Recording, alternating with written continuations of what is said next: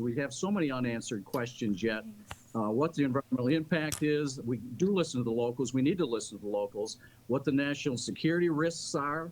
And what about corporate handouts? Are we going to give a direct handout to a Chinese corporation? And those are the questions that we need to have answered before we rush into this. And I think long term, the residents of Michigan and the U.S. need to have those answers before we start spending our dollars in that we might regret down the road someday.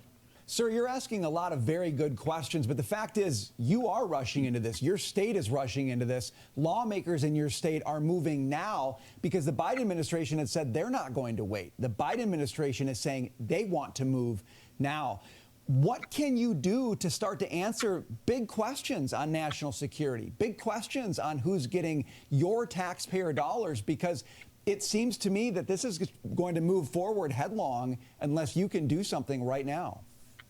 Yeah, that's an issue we have of being in minority. It's the Democratic Party has pushed this, and the approach chairman, we pushed it out last Thursday.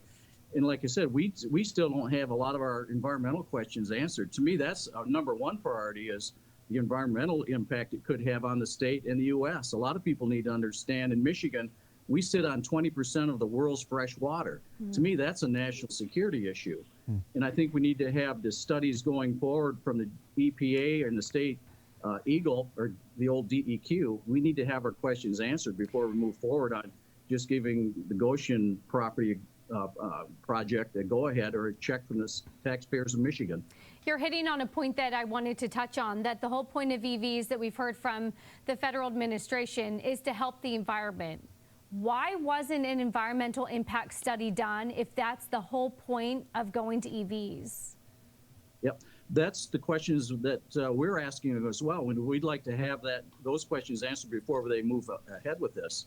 And I think we need to work with the state and federal level as well, because the Great Lakes affects the whole country and the whole world.